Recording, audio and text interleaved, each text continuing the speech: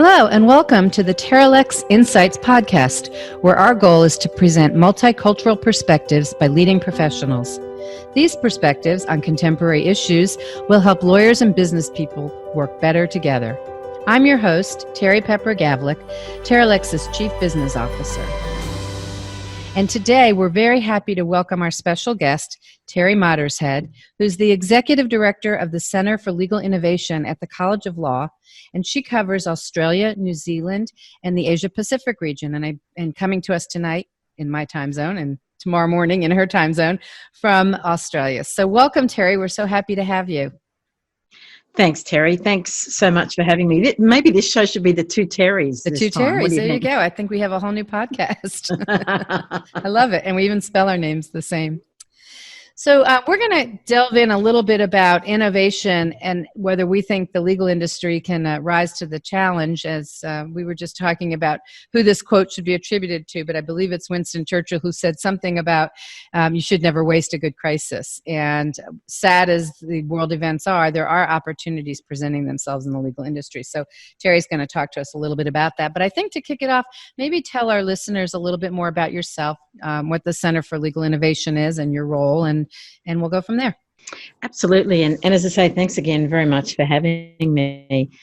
My role at the Centre is really leading what is effectively a think tank. That's what the Centre does. And we look at what's happening in the regions that we cover, so Australia, New Zealand and Asia Pacific. And we take those trends and we transform them into bite-sized pieces or translate them into something that law firms can use on a day-to-day basis. And we think in that respect, we hope that we're supporting the profession to really make that transition to a different type and a more contemporary type of legal practice. We disseminate the information, we get folks to share experience, we connect people with different people and in different ways to help them on that journey. And we do it with really the enormous support and generosity of people who give their time and energy and intellectual property and capital to making all of that happen. So maybe give us an example just so it kind of comes to light if you have one readily available. Yeah, absolutely. I mean, I guess one that's on the top of everyone's list is the whole thing around legal tech and AI. And we know that that's impacting our industry enormously, but we often don't have the opportunity to see the new technology in action or what it's doing or even why it came into existence. So we launched last year a thing called our Legal Techie Tuesday. And what we do with that is that we ask the folks at various levels on their journey, so startups all the way through to more established legal tech companies, to literally do a webinar and talk about what the technology does. But before that, what was the problem they were trying to solve? And then actually do a demo. So in that respect, we're kind of translating that trend, let's all focus on tech, into something really practical. Here's something you might be able to use. And we capture that because we know, like the folks in your network, not everybody can be there at the same time on the same day. So it's the opportunity to go back and look at it, share it with colleagues, or actually be able to see it for the first time. That's great. So given the current conditions, you and I had talked a little bit previously about the opportunities that might exist for law firms and wondering whether or not we think, that the legal industry will be able to step up to the plate and seize the day, or is that going to pass them by? Are you seeing encouraging signs of law firms taking advantage of the opportunities, and in what ways? I am, but I think that I would say still it's pockets, and you kind of it might be one step forward and two steps back.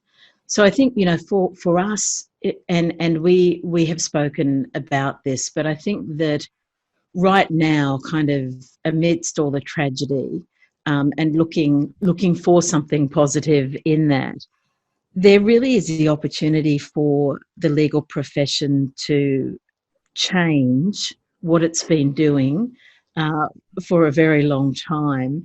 But it's going to require us at, I guess, that really broad or high level of really going through a bit of a mindset shift, frankly, thinking about how we work quite differently, thinking about what we do quite differently, thinking about putting the needs of our clients first in everything that we do, every process that we put together, every system that we put together, and really focusing on the convenience aspect of that as well. But I think also that's kind of the client-centered or I guess the externally centered part.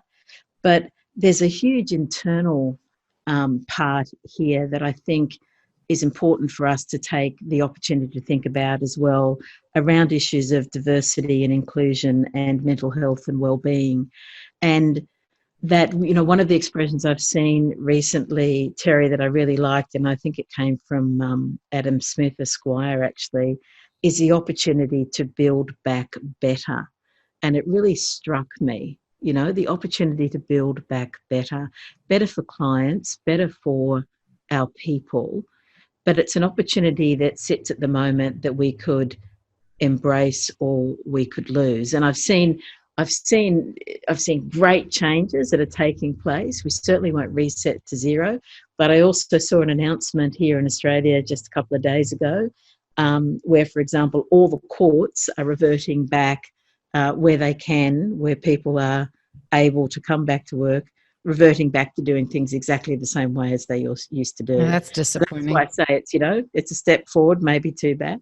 I wonder how much, because it's not, innovation doesn't come inexpensively, and I wonder how much advantage firms will take of different opportunities when they've had to cut basic things like, you know, staff salaries and partner compensation and other travel expenditures and things like that because of the fear of whether or not they're going to get paid. Are you seeing firms that want to do things but just aren't willing to fund it? Yeah, look, I think there's always a fear that innovation is expensive, but it can also be extremely cheap.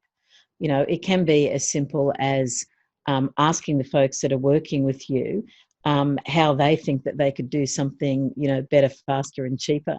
And I think when we do that, we're often surprised by how many good ideas are actually sitting within our own organisations without going outside. So I think there is a concern about spending money at the moment, but you know, with any innovation, and anyone that's advising anyone about innovation, the first place they're going to go is not going to be spend money and buy things. It's going to be look at what you've got and use them better. And I think the classic that we've seen in that is particularly around tech and the sort of tech that we've had to use because folks are working from home. I mean, just actually looking at the products that you've already got and what they can do and using all their functionality hasn't cost you a cent more. Yeah. It's just basically using what you've got better. And that's got to be the starting point. I think it's been expressed as love the tech you're with, which is a great kind of, you know, reference to an old song. But I think that's, you know, that's what you should do. Look at what you've got first, audit it, use all the functionality in that, and then see where the gaps are. So it could be expensive, but also could not cost you a cent. Yeah, it's a good point. We've actually, even within the TerraLex network, have looked at our existing technologies, and we've even had some of our team members do a deep dive into things that we just took for granted that we're using every day to say, are we using all the functionalities that we can? And I think that's probably something organizations can do. I love the whole build back better notion. And I know we talked previously about a kinder, gentler workplace, coming back to that. I'm starting to see that fray a little bit around the edges too. I don't know how it is in Australia, but certainly here in the US, there's a lot of divisiveness about whether or not students will be going back to school and the impact on people, lawyers and staff and work in law firms. There was a discussion on a listserv I was on today that had that very topic. Do you think that are we in a timeout and we're just going to come back to the same behavior we exhibited before we got put in timeout? Or do you think that this is actually, you know, just that pause that will cause us to think differently about how we work, and not necessarily technology, but just the whole culture of law firms? I think it's a choice. And I think it's a choice that particularly the leadership of the industry will need to consider and to make. So, of course, we can just go back, we can reset and go back to what we were. And I just wonder, because it's easier to go back to bad habits often than it is to embrace and entrench new and better ones. I hope that we don't. I think there will be that familiarity, no matter whether it's good or bad, that we'll want to go back to. But I don't think it's in our best interests. I think that we've had, as you've called it, the time out to sit and reflect and to think about what's worked for our clients and what's worked for us. If we don't as an industry, I think, really think quite deeply about that and see where we are now as a foundation to a new beginning, I think we would just continue to lose work to those folks that have thought about it and are stepping up and stepping in to take that work away. I mean, as we look at all the work that lawyers, used to do, and we're only talking 5 or 10 years ago, and look at the work that they now do, there's a huge amount of work that is no longer done by lawyers and will never be done by them again. And so I think as an industry, there's a survival aspect of innovation in all of this, even if we can't come at it with any other, set of glasses on, rose-tinted or otherwise. I think that it's really important for us to think about that. If we don't step up, others will, and they should. I mean, if we're not doing the best that we can, then others should step up and step in. And I think clients will respond. And in that respect, I'd have to say to you also, Terri, we're no different than any other industry that we can think of. We've just been somewhat shielded from having to adapt and change. Mm-hmm. But what's happened in all of this is that all industries everywhere have thought about it, and the solutions that they're also looking for don't know boundaries. So people are going to be able to jump in and do a whole bunch of stuff that they haven't done before if we don't step up. Yeah, I mean, it's even something as simple as it was, and it will always remain something astounding to me that all the years, I always worked remotely as a consultant and on and off in my current role, and I always knew you could work equally well if you had to, but always, every law firm I worked in, that just was something that was not done. It's going to be astounding to me for the rest of my life how quickly the entire world, and I'm looking at law firms particularly right now, went home and worked the minute they had to. And it was pretty darn seamless for most. I mean, there was a little issue here or there, but that was a huge change that was either, you had to do it, you didn't have a choice, and it was foisted upon people, and people rose to the challenge. And I know that's a simple example, but there's so many things like that I think people could step up to. And in fact, and I'll help you brainstorm this because I'm about to put you on the spot, but if some firms, and I think a lot of times this may be some of the larger firms or entrepreneurial firms, do have a bent towards innovation, and they're always looking for ways to innovate their practices and their people and the way they deliver their services. And that some firms even have this sort of chief innovation officer role, but that's not the majority. So for a law firm or a business or a company listening now, where do they start? Are there podcasts? I know maybe you could talk a little bit about your podcast. That might be a starting point. Are there things they could read? Should they be talking to others? What are some suggestions in that vein? Yeah, absolutely. And look, what I would say to you is, and all folks that are listening here, is maybe think of a word substitution, because I know that innovation has become, in some camps scary and in others cliched. And so I would say just think about the words continuous improvement and agility. And every single business needs to be thinking about continuously improving what they do, how they add value, whether it's helpful for their clients, and every other industry does. So I think about it as continuous improvement. Think about it as agility. If we just look at our marketplace now and how quickly that is changing, just phenomenally, you've got to be an agile and adaptable business to continue to survive. So with that hat on, I guess, with that mindset on, the starting point for me is always, first and foremost, looking at your client or your customer needs, understanding their journey, understanding their pain points, And basically your innovation starts there. It starts by looking at what your clients need and want, overcoming those pain points. And I would think that one of the big things that's different about innovation now is that in developing the solution, there's a lot more around collaborating with clients throughout the process. Yeah, absolutely. And also a lot more around, getting that out there and kind of almost workshopping it with your clients as an experiment as you go along. So not having to be perfect. I think the days of developing any solution without consulting the people that it's actually going to be delivered to are well and truly gone.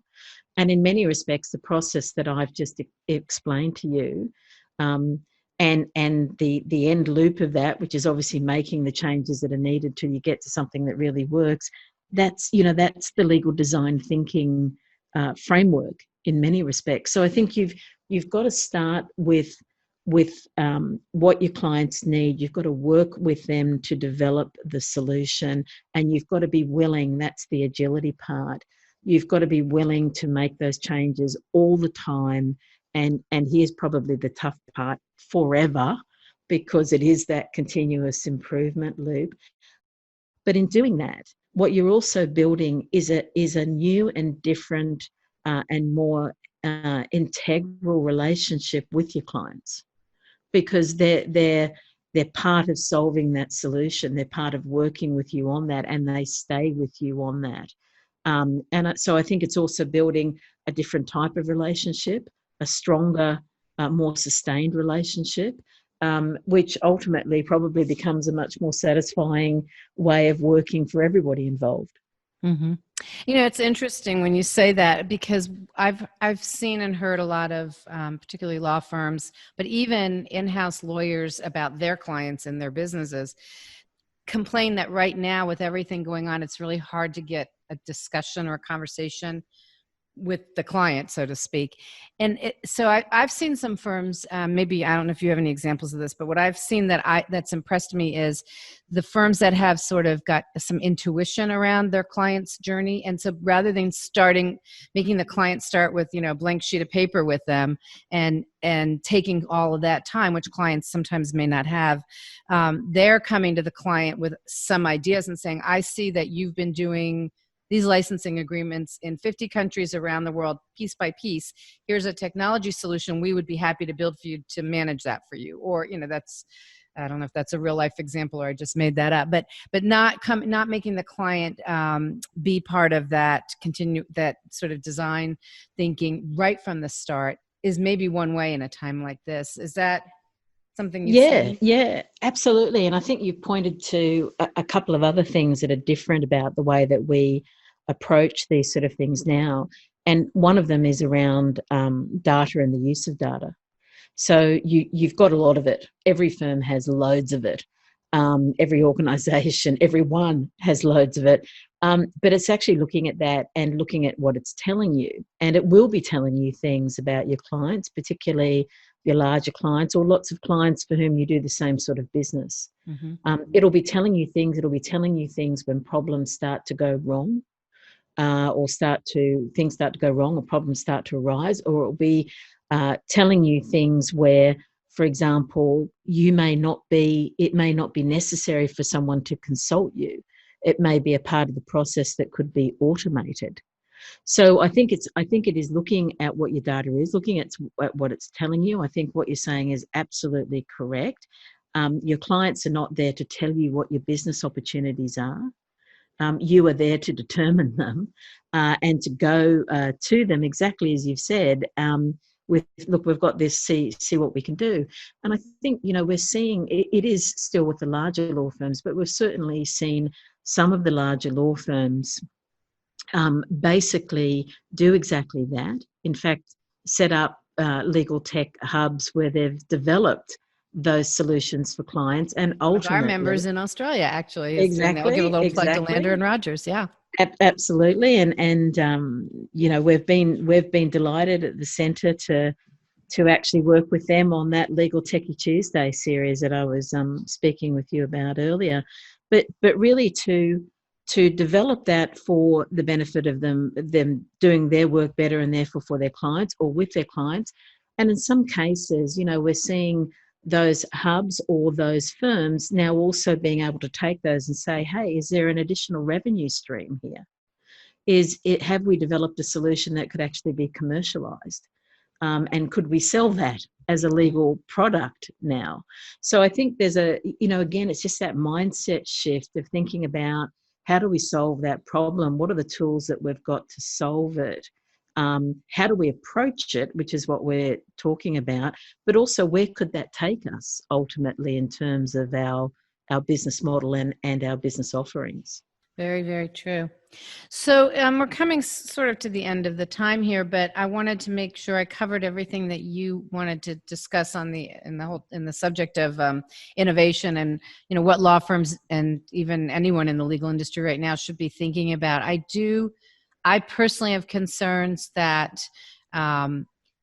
everyone's just sort of digging their way out of a hole and so focused on the immediate problems that we might lose this opportunity. Any advice or other suggestions you want to pass on? Yeah, look, I think that this is a process, and I think at the moment we've had to innovate in a crisis, and I think that we're kind of in the middle now, where we've got the opportunity to look at that and see what's worked and what hasn't, but not see that as the end. Mm-hmm. So what else have we learnt about that? What else has it told us about how we're running our firm, about ourselves, about how we're interacting with our clients, and how do we build on that? I think if folks want to take this innovation journey forward, they have to commit to it. There has to be a group of people leading it, but it has to become every single person's responsibility. So you have to create the avenue for all those folks we were talking about at the beginning, who you may have never associated with having the great ideas in your organisation and giving them the opportunity to bring those forward. But then a commitment, I think, to sustained excellence in a way. And that will come with adapting and changing, but also building your organisation into one that will continue to be able to adapt and change. So I think that innovation, as I said earlier, is one of those words that is maybe getting a bad rap or almost really cliched now. So substitute it for any other word that you want to. But I think the big thing for our industry is to understand we really won't reset to zero. And it's an opportunity to be seized or lost. But the rest of the world is not going to stand still, even if we make the decision to. So, of course, I've got you'd want me to be kind of passionate and encouraging about innovation, right?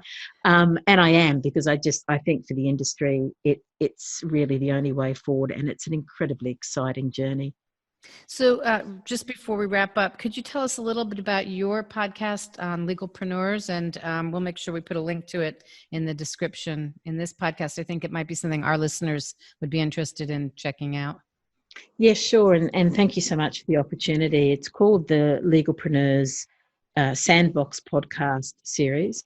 And basically it's really interviews with thought leaders explaining and telling their stories about how they have been on and what they've done on the innovation journey, but also folks that are supporting the industry in taking that journey as well. So, come along and have a listen. We'd love to have you there. Great. Well, thank you very much. As mentioned at the front end, we've been talking to Terri Mottershead, who is the Executive Director of the Center for Legal Innovation at the College of Law. Thank you, Terri. Really, really interesting. Lots of food for thought. Have a great day. Thanks so much for having me, Terri. Thank you.